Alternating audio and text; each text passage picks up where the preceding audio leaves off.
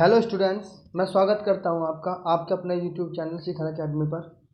और आज इसमें साइको की जो वीडियो है हम उसे आगे बढ़ाने वाले हैं मनोविज्ञान के सीटेट के पर्पज से। ये वाला वीडियो बहुत ज़्यादा इम्पोर्टेंट होने वाला है और आपको इस वीडियो से ये वीडियो रामबाण है आपके लिए, क्योंकि बच्चों को इन शब्दों के अर्थ नहीं पता होते, जिसकी वजह से वो क्वेश्चन को नहीं समझ पाते हैं और नहीं समझ पाने के कारण वो ऑप्शन को भी नहीं समझ पाते हैं और जिसके कारण उनकी गलतियाँ ज़्यादा हो जाती हैं।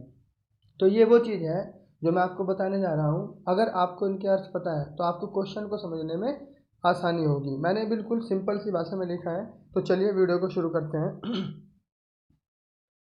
देखिए फ्रेंड्स, शब्द अर्थ। अंतर्वैयक्तिक का क्या अर्थ होता है? अंतर्वैयक्तिक की जब वो बात करेगा तो समझना कि वो बाहर की बात कर रहा है, बाहर। और जब अंतर्वैयक्तिक की बात करेगा तो समझना वो अंदर की बात कर रहा है। यानी कि अंतर्वैयक्तिक आपका मेंटली विकास की बात करेगा और अंतर्वैयक्तिक आपके बाहरी यानी कि आपके बॉडी स्ट्रक्चर की बात करेगा। निष्पादन और अभिविन्यास का क्या अर्थ है? निष्पादन और अभिविन्यास का अर्थ होता है प्रदर्शन। इंग्लिश में हम इसे कहेंगे परफॉर्मेंस। निष्पादन और अभिविन्यास को इंग्लिश में कहते हैं हम परफॉर्मेंस। कुंठा। देखिए, कुंठा को एक सिंपल सी लैंग्वेज में गुस्सा कहा जाता है, लेकिन इसे हम पूरी तरीके से गुस्सा नहीं कहेंगे। गुस्सा क्यों नहीं कहेंगे? क्योंकि गुस्सा या क्रोध एक ऐसी चीज़ है जिसे आप निकाल सकते हैं, लेकिन कुंठा एक ऐसी चीज़ है जिसे हम इंग्लिश में फ्रस्ट्रेशन कहते हैं। हम इसे निकाल नहीं सकते, अंदर ही अंदर घुटते रहते हैं, घुटते रहते हैं, घुटते रहते हैं। हम किसी को चाहकर भी कुछ कह नहीं सकते। जब हम अपने गुस्से को जाहिर ना कर सके और अंदर ही अंदर घुटते रहें, इस वाली सिचुएशन को हम क्या कहेंगे? कुंठा। इस वाली सिचुएशन को हम कहेंगे कुंठा। ठीक है फ्रेंड्स, तो इस चीज़ को क्या कहेंगे हम? कुंठा। इमोजी क्या होता है? अभिव्यक्तिपूर्ण चित्र। अब अभिव्यक्ति का मतलब समझ लीजिए आप, अपनी बात को कहना। अपनी बात को कहना ही अभिव्यक्ति होता है। तो जब हम अपनी बात को कहते हैं लेकिन चित्रों के माध्यम से, अपनी बात को जब हम चित्रों के माध्यम से कहेंगे तो उसे कहेंगे हम इमोजी। अब इसका एक प्रैक्टिकल एग्जांपल समझो। जैसे आप व्हाट्सअप यूज करते हैं, व्हाट्सअप में जब हमें गुस्सा आता है तो वो गोल गोल सी बॉल सी भेज देते हैं रेड कलर की। हंसी आती है तो हंसने वाले भेज देते हैं। तो हम लिख नहीं रहे हैं कि हमें हंसी आ रही है, हम केवल चित्र के माध्यम से बता रहे हैं कि हम हंस रहे हैं, हमें गुस्सा आ रहा है, हमें आनंद आ रहा है। तो जब इमोजी क्या होता है? अभिव्यक्तिपूर्ण चित्रों को इमोजी कहा जाता है। ऑटिज्म ये एक बीमारी है। ऑटिज्म क्या है? बीमारी। ये एक बीमारी है। इसमें बच्चा स्वलीन रहता है। स्वलीन का मतलब कई बच्चों समझते हैं कि किसी काम में लीन होना, सॉरी किसी काम में लीन होना को स्वलीन नहीं कहते हैं। इसको ऐसे समझिए, जैसे कि स्वलीनता का मतलब होता है आप जहाँ होते हैं वहाँ नहीं होते। आप अगर क्लास में हैं तो आप घर की सोच रहे हैं, घर है तो शादी की सोच रहे हैं, शादी है तो क्लास की सोच रहे हैं। यानी कि जहाँ पर होंगे वहाँ आपका मेंटल नहीं, यानी कि आपका दिमाग नहीं होगा। आप शारीरिक रूप से मौजूद होंगे लेकिन मेंटल रूप से वहाँ पर मौजूद नहीं होंगे। हमेशा ऐसा ही होगा। और जब हमेशा ऐसा होता है तो एक बीमारी हो जाती है, और इस बीमारी को क्या कहेंगे हम? ऑटिज्म। हिंदी में से कहेंगे स्वलीनता। उत्प्रेरण, अभिप्रेरण या प्रेरणा, इनका इंग्लिश में कहते हैं मोटिवेशन। सार्थक का मतलब होता है सफल। जैसे कि आप कुछ पढ़ रहे हैं, जिस चीज़ के लिए आप पढ़ रहे हैं, अगर उससे आपका काम बन जाता है तो पढ़ना क्या हुआ? सफल, यानी कि आपका पढ़ना सार्थक हुआ। अनुवीक्षण का क्या अर्थ होता है? सेल्फ चेकिंग, जिसे हम स्व मूल्यांकन भी या स्व आकलन भी कह सकते हैं। अनुवीक्षण का मतलब सेल्फ चेकिंग। अब देखो, बच्चों को जब एग्जाम करते हैं तो यही नहीं पता होता कि अनुवीक्षण का अर्थ क्या होता है, इसलिए वो क्वेश्चन को समझने में उन्हें दिक्कत होती है। इसलिए ये एक नोट्स बनाए गए हैं आपके लिए, ताकि आप इन शब्दों को सिंपल भाषा में समझ सकें। आलोचनात्मक चिंतन क्या होता है? हम समझते हैं कि आलोचनात्मक मतलब होता है किसी की बुराई करना। नहीं स्टूडेंट, किसी की बुराई करना आलोचनात्मक नहीं होता है। आलोचना का मतलब होता है सही और गलत का निर्णय करना। आलोचना का मतलब होता है सही और गलत में निर्णय करना। इंग्लिश में से क्या कहेंगे? क्रिटिसाइज करना किसी को। तो बुराई करना नहीं होता, केवल सही को सही और गलत को गलत कहना ही आलोचना होता है। संवेदनशीलता क्या होता है? किसी के लिए पॉजिटिव सोचना, ये संवेदनशीलता होता है, किसी के लिए पॉजिटिव सोचना। जैसे आपकी क्लास में जब आप पढ़ा रहे हैं और आपकी क्लास में एक ऐसा बच्चा है जिसे कम दिखाई देता है, लेकिन वो बैठता पीछे है, और जब पीछे बैठता है तो उसे दिखाई कम देगा। तो आपकी संवेदनशीलता क्या कहती है कि उस बच्चे को पीछे से आगे बिठाएं, ये है संवेदनशीलता। उसके बारे में आपने पॉजिटिव सोचा। एक एग्जाम्पल हो, जैसे आपकी क्लास में कुछ ऐसा बच्चा है, कोई ऐसा बच्चा है जो बहुत गरीब है और वो कॉपी पेन नहीं ले सकता है, तो एक शिक्षक होने के नाते आपकी संवेदनशीलता है कि आप उसकी हेल्प कर दें। ये है संवेदनशीलता। कल्पना का क्या मतलब होता है? संभव कार्य। और परिकल्पना का मतलब असंभव कार्य। कल्पना जो आप कर सकते हैं, परिकल्पना जो कल्पनाओं से भी परे हो। परिकल्पना मतलब जो कल्पनाओं से परे हो, उसे कहेंगे हम असंभव कार्य। ठीक है।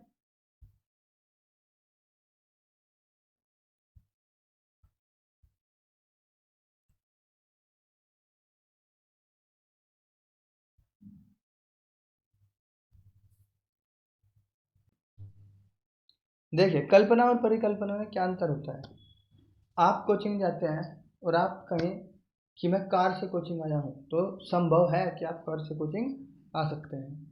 लेकिन आप ये कहें कि मैं कार से तो आया हूँ लेकिन मेरी कार उड़ के कोचिंग आई है, तो ये क्या हो जाएगा? असंभव।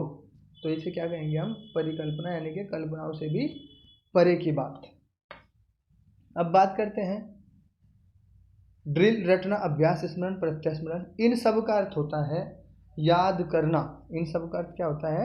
याद करना। ये आपको याद रखना है। और कांटा इनके नीचे इसलिए लगा है कि जहाँ पर भी आपको किसी भी ऑप्शन में मिलेंगे वो आंसर आपको नहीं लगाना है। अगर क्वेश्चन पॉजिटिव है तो जहाँ जिस ऑप्शन में भी ये वर्ड मिलेंगे आपको वो ऑप्शन नहीं लगाना। चलिए नेक्स्ट देखिए, विभेदन का क्या अर्थ होता है? विभेदन का अर्थ होता है अंतर करना। विभेद या विभेदन का मतलब होता है किन्हीं भी चीज़ों में अंतर करना। स्वायत्त का क्या मतलब होता है? सफल या सेल्फ को हम स्वायत्त कहते हैं। आपने देखा होगा सेल्फ फाइनेंस कॉलेज क्या होता है, यानी कि जहाँ पर उनके स्वयं के नियम रेगुलेशन चले वो होते हैं सेल्फ फाइनेंस कॉलेज या स्कूल। दो चीज़ें हैं, एक है अनुसरण, एक है अनुकरण। अनुसरण का मतलब होता है कहना मानना, और अनुकरण का मतलब होता है नकल करना। तो अनुसरण पॉजिटिव है लेकिन अनुकरण नेगेटिव है। ऐसा कोई भी ऑप्शन आपको नहीं लगाना जहाँ अनुकरण की बात की गई हो, क्योंकि ये नकल करना होता है। बच्चों को नकल करके थोड़ा सिखाना है, बच्चों को समझा के सिखाना है। तो ऐसा कोई भी ऑप्शन आपको नहीं लगाना जहाँ पर नकल आया हो, यानी कि अनुकरण आया हो। सकल आकलन और सकल मूल्यांकन। सकल आकलन और सकल मूल्यांकन। शकल का क्या अर्थ है? शकल का मतलब जो दिख रहा है सामने, यानी कि जब बच्चा सामने हो और हम उसका आकलन या मूल्यांकन करें तो उसे कहेंगे हम सकल आकलन या सकल मूल्यांकन, यानी कि बच्चे का आमने सामने होना। वंचित वर्ग। वंचित वर्ग में वैसे तो देखो गरीब बच्चे आते हैं, जो गरीब बच्चे होते हैं वो वंचित वर्ग में आते हैं, लेकिन खाली गरीब ही वंचित वर्ग नहीं होता। सुविधाओं का अभाव जिनके पास होगा वो सब लोग किस में आएंगे? वंचित वर्ग में। जैसे जिनके पास नौकरी नहीं है वो नौकरी से वंचित है, जिनकी शादी नहीं हुई है वो शादी से वंचित है, जिनके पास घर नहीं है वो घर से वंचित है ना। तो वंचित वर्ग मतलब मोस्टली गरीब, लेकिन वो लोग भी जो जिनके पास जो चीज़ नहीं है, वो जिससे वंचित है, वो वंचित वर्ग में आते हैं। अपेक्षा और उपेक्षा दो चीज़ें होती हैं, अपेक्षा और उपेक्षा। ये अपेक्षा का मतलब होता है किसी से आशा या फिर उम्मीद करना, आशा या उम्मीद करना उपेक्षा। और अपेक्षा क्या होता है? अंतर करना। तो दोनों ऑप्शन जहाँ पर भी आपको मिलेंगे, ये ऑप्शन में जहाँ पर भी आपको मिलेंगे वो ऑप्शन आपको नहीं लगाना है। विशेष आवश्यकता वाले बच्चे कौन से होते हैं? या तो बहुत ज़्यादा होशियार होंगे या बहुत ज़्यादा कमज़ोर बच्चे होंगे, उन्हें कहेंगे हम विशेष आवश्यकता वाले बच्चे। विशेष आवश्यकता वाले बच्चे अब कैसे होंगे? जो बच्चे बहुत कमज़ोर होते हैं, देखो उन्हें सिखाने के लिए हमें कुछ अलग करना पड़ेगा, जैसे रियल टीचिंग या डायग्राम, चार्ट, इस टाइप से बहुत सारी चीज़ें उनके सामने पेश करनी पड़ेगी जिससे कि वो सीख पाए। तो हमने उनके लिए कुछ अलग किया, तो कुछ विशेष किया हुए ना विशेष आवश्यकता वाले। या बहुत होशियार बच्चे कैसे विशेष आवश्यकता वाले होंगे? देखो जो नॉर्मल काम है वो बहुत होशियार बच्चे आराम से कर जाएंगे, तो उन्हें उस वर्क को करने में इंटरेस्ट नहीं आएगा। वो बोर हो जाएंगे, वो बोर ना हो और उनका इंटरेस्ट बना रहे, इसके लिए हम क्या करेंगे, उनके लिए कुछ हार्ड वर्क करेंगे, यानी कि उन्हें हार्ड वर्क देंगे। तो उनके लिए भी कुछ स्पेशल हुआ है, इसलिए वो भी क्या हुए, विशेष आवश्यकता वाले बच्चे। तो स्टूडेंट्स समझ पाए होंगे आप, विशेष आवश्यकता वाले बच्चों में बहुत होशियार और बहुत कमज़ोर बच्चे क्यों आते हैं। बोधन, अवबोधन और अवबोधनात्मक, इन सब का अर्थ होता है समझ। बोधन, अवबोधन और अवबोधनात्मक, इन सब का अर्थ होता है समझ यानी कि ज्ञान। संधारण का अर्थ होता है ग्रहण करना और परिपाक का अर्थ होता है पचना या समझ आना। अब इसका क्या मतलब है, देखो जब कोई बात आपको समझ नहीं आती तो आप क्या कहते हैं, यार बात कुछ हजम नहीं हुई, यानी कि बात पची नहीं मतलब समझ नहीं आई, और समझ आ गई तो फिर वो परिपाक।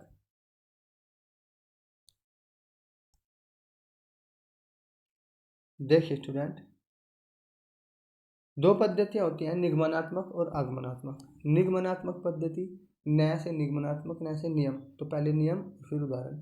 निगमनात्मक पद्धति नियम से उदाहरण की ओर चलती है, यानी कि सामान्य से विशिष्ट की ओर भी हम इसे कह सकते हैं। और आगमनात्मक पद्धति उल्टा होती है इसका, ये उदाहरण से नियम की ओर चलती है।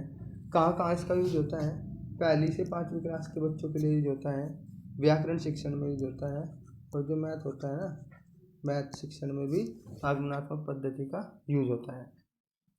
जहाँ लड़का लड़की आएगा या स्त्री पुरुष आएंगे की बात होगी, मतलब वहाँ पर रूढ़िबद्धता ही आंसर होगा, क्योंकि ये काम लड़के करेंगे, ये काम लड़कियाँ करेंगी, ये लड़कियों का काम है, ये लड़कों का काम है, ये हमारी क्या है, रूढ़िबद्धता या फिर परंपरागत तरीके हम अपना रहे हैं, इसका मतलब ये है।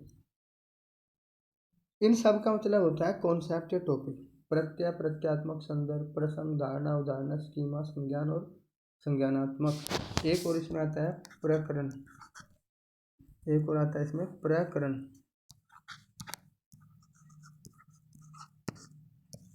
और प्रकर्मण। प्रकरण और प्रकर्मण, इन सब का अर्थ भी क्या होता है, कॉन्सेप्ट या टॉपिक। विपर्य का मतलब होता है उल्टा, अर्जन का मतलब होता है ग्रहण करना, सिर पदाभिमुख का मतलब होता है सामान्य से विशिष्ट की ओर या फिर सिर से पैर की ओर होता है। व्यापक का अर्थ होता है समग्र, संपूर्ण या फिर ओवरऑल। समग्र, जब भी वो व्यापक की बात करेगा तो समझना समग्र या संपूर्ण या फिर ओवरऑल की बात कर रहा है। सतत का मतलब होता है निरंतर या फिर लगातार, निरंतर या लगातार सतत का अर्थ होता है। नेक्स्ट, उपागम। उपागम का मतलब होता है तकनीक, विधि या फिर कोई भी टेक्निक को हम उपागम कहते हैं। जिस टेक्निक से आप पढ़ाएंगे उसे कहेंगे हम उपागम।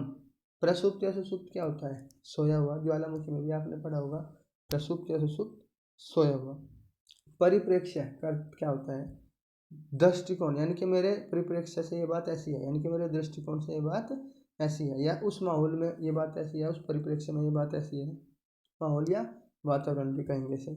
अवलोकन का अर्थ होता है देखना, इंग्लिश में कहेंगे से ऑब्जर्वेशन, यानी कि ऑब्जर्व करना। आकलन का अर्थ होता है जांच, इंग्लिश में कहेंगे से चेकिंग। पोर्टफोलियो का अर्थ होता है सूची, लिस्ट या फिर रिजल्ट। सूची, लिस्ट या फिर रिजल्ट को कहेंगे हम पोर्टफोलियो। अब देखो यहाँ पर अधिगम निर्योग्यता और अधिगम असक्त, दो चीजें हैं, अधिगम निर्योग्यता और अधिगम असक्त। ये दोनों ही बच्चे ऐसे होते हैं जो देर से सीखते हैं। निर्योग्यता का मतलब ये मत कर देना जो नहीं सीखते हैं, निर्योग्यता का मतलब है सीखते तो हैं लेकिन देर से सीखते हैं ये बच्चे। अधिगम आसक्त, आसक्त का मतलब होता है निर्भर रहना। जब वो अधिगम आसक्त की बात करेगा क्वेश्चन में तो आप समझना ना कि विकलांग बच्चों की बात कर रहा है ना।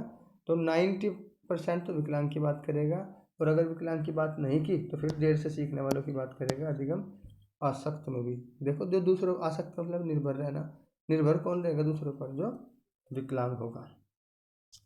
प्रगतिशील शिक्षा आलोचनात्मक चिंतन और समस्या समाधान पर बल देते हैं, तभी तो प्रगति करेंगे हम, जब हमारी समस्याओं का समाधान होगा। यह शिक्षा बाल केंद्रित होती है और करके सीखने पर बल देती है, यानी कि कहती है कि खाली बच्चों को ऐसे ही नहीं बता देना बोल के, उन्हें प्रैक्टिकल भी कराना है। तो करके सीखने पर बल देती है प्रगतिशील शिक्षा। नेक्स्ट, निदान। निदान का अर्थ होता है कमियों को ढूंढना। निदान का अर्थ है कमियों को ढूंढना, और निदान के बाद क्या आता है? उपचार। भाई कमियां तो ढूंढ लिया अपने बच्चे की, क्या है, अब उन्हें कमियों को दूर भी तो करेंगे, तो ये कहेंगे हम उपचार। उपचार निदान पे आधारित होता है, ये याद रखना है आपको। जो उपचार है वो निदान पे आधारित होता है, तो पहले निदान आता है, उसके बाद उपचार आता है। समावेशी शिक्षा या समावेशी कक्षा, ये आप लिख लीजिएगा। समावेशी शिक्षा या समावेशी कक्षा, सभी तरह के बच्चों की कक्षा को समावेशी कक्षा या समावेशी शिक्षा कहते हैं, जिसमें सभी धर्म, जाति, लिंग, बुद्धि, लब्धि, गांव, शहर, कस्बे, बोलियों यानी कि सभी बोलियों की बोलियों या भाषाओं के बच्चे एक ही क्लास में बैठ के पढ़ें, उन्हें कहेंगे हम समावेशी शिक्षा या समावेशी कक्षा। गतिक बुद्धि, डॉक्टर, इंजीनियर, ड्राइवर, इनमें गतिक बुद्धि होती है। जहाँ पर अचानक से डिसीजन लेना पड़े, उनमें गतिक बुद्धि पाई जाती है, ऐसे प्रोफेशन। संयुक्त विकास सिद्धांत, शिक्षक को चाहिए कि बच्चे के समीप रहे और बिना किसी बल के उसका विकास करे, है ना। शिक्षक को चाहिए कि बच्चे के समीप रहे और बिना किसी बल के, यानी कि बच्चे अपने आप को शिक्षक के सामने भी इतना स्वतंत्र समझे कि वो अपने दिमाग से वो कर पाए। इसे निकटवर्ती सिद्धांत भी कहते हैं, और ये किसने दिया था? वाइगोस्की ने। सीखने के लिए आकलन, देखिए दो आकलन होते हैं, एक सीखने के लिए, एक सीखने का आकलन। तो सीखने के लिए आकलन अनाड़ी यानी कि अपरंगत करेगा, और सीखने का आकलन खिलाड़ी यानी कि पारंगत व्यक्ति करेगा। इसको ऐसे समझो, एक महिला है तो खाना बनाना आता ही होगा। महिला अगर खाना बनाती है, क्योंकि उसे खाना बनाना आता है, और फिर भी वो चेक करते हैं कि सब्जी में नमक मिर्च सही है या नहीं है, तो उसे तो सब्जी बनानी आती है ना, सब्जी बनानी उसे आती है, इसलिए वो क्या कर रही है? सीखने का आकलन।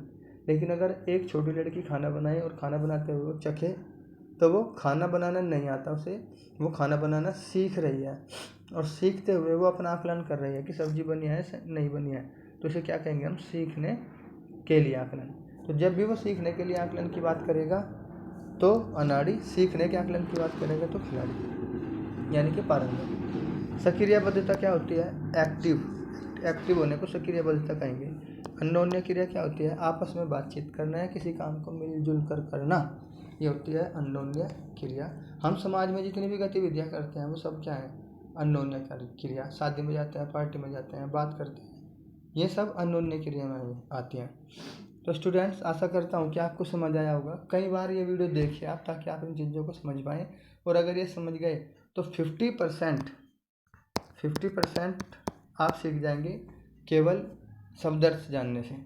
कल हम शुरू करेंगे कि कौन से ऑप्शन आपको नहीं लगाने, एलिमिनेट करना। हम कैसे एलिमिनेट करेंगे ऑप्शंस को, तो आपको कौन से ऑप्शन नहीं लगाने, कल की वीडियो में हम आपको ये सिखाएंगे। तो चलिए, शिखर एकेडमी कि अगर इन नोट्स को आप लेना चाहते हैं तो आप जो वीडियो है मैं बता देता हूँ आपको नंबर, एक मिनट।